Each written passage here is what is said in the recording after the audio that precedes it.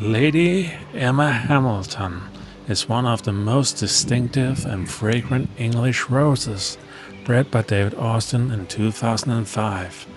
The rose stands out with its dramatic color, rich perfume, and compact upright growth, often staying around a meter times a meter.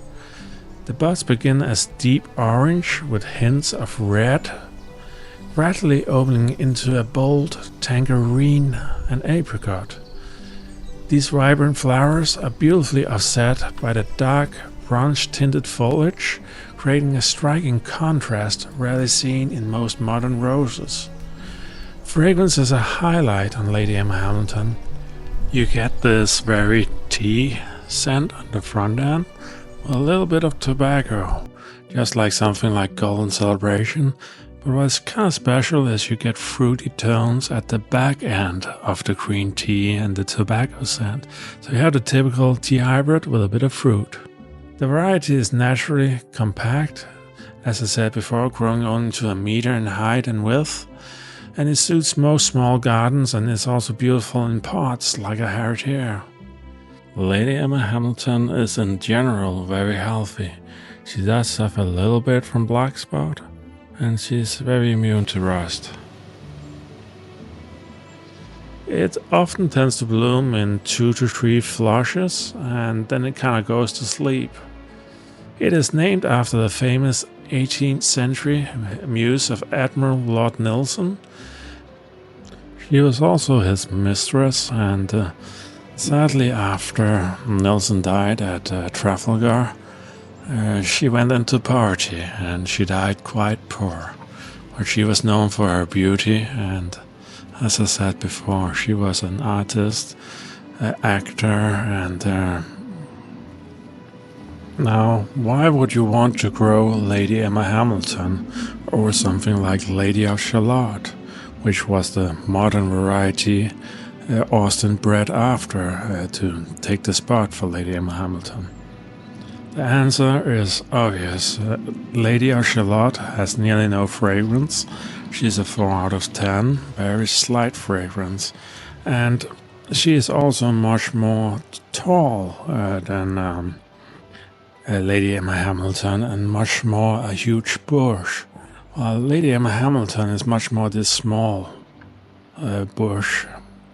So, and you can also look at the depth of color, like the depth of color in Lady Emma Hamilton is so much deeper. There's so many more color tones in her flowers than there are in Lady of Shalott.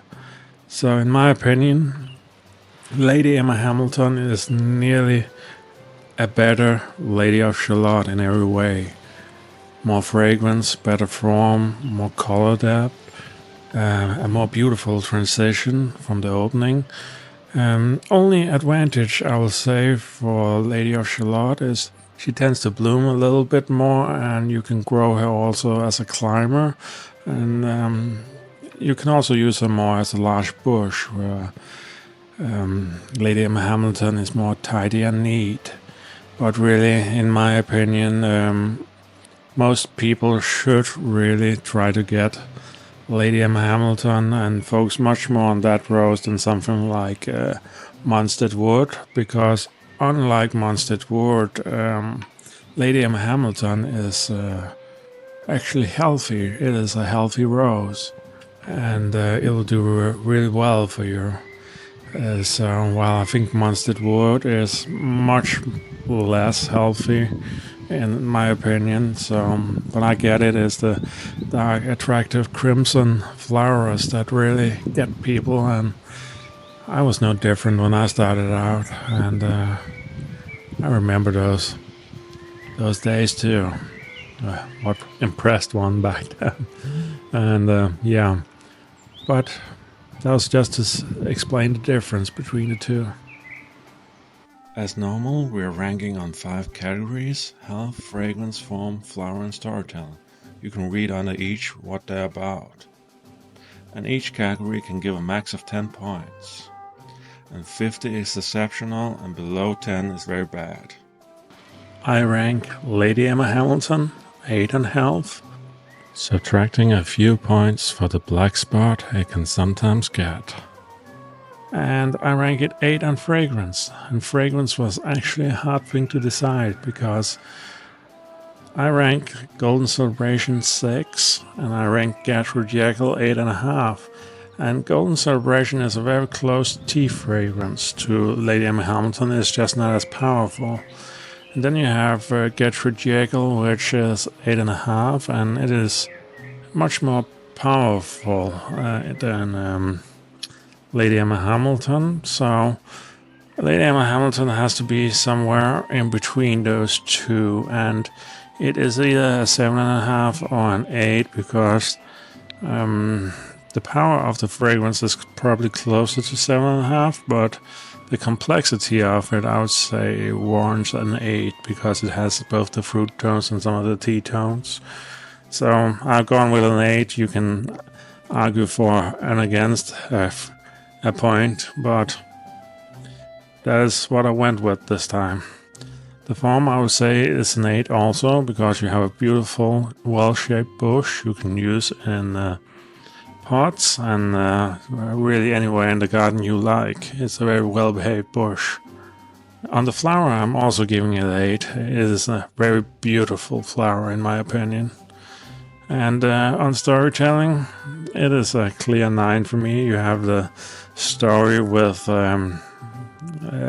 Nelson's wife. You have the beautiful color change that's not just about the flower in itself, but also when it's budding and how the buds are kind of colored. And it just has one of the most beautiful, deep color changes I've seen. And that is really what I would say you should pick it for, not the fragrance per se. The fragrance is good, but what really makes this special, in my opinion, is the unique color change, the well-behaved growth habit. Honestly, it's just very good on many fronts, and that's why it's become a collector item, and I can really see why. It's such a special rose. It really is. It lands us at 41 points in total. It is an excellent rose due to being good in many areas. And although I would say this rose is a must-have on fragrance if you like the tea fragrance, it is not the main reason I would recommend most people to grow it. It is simply because the color is very unique, the color change is very unique, and the look of it is very unique. I have 400 roses in my garden and nothing reaches the same color as Lady Emma Hamilton. And even though it's hard to get now and a collector's item, I would really recommend people keeping an eye out for it because it is unique. And because of that uniqueness, I'm giving it a gold medal. I would recommend everyone to try and get this rose and see if you can find it. It is definitely worth growing for the unique color alone and how the buds unfold. It's a beautiful rose, to be honest, and if you like the tea fragrance with a bit of fruit at the back end, then it's just even greater. That's it for today, guys. Subscribe if you haven't already, and thanks for listening to me rambling about roses.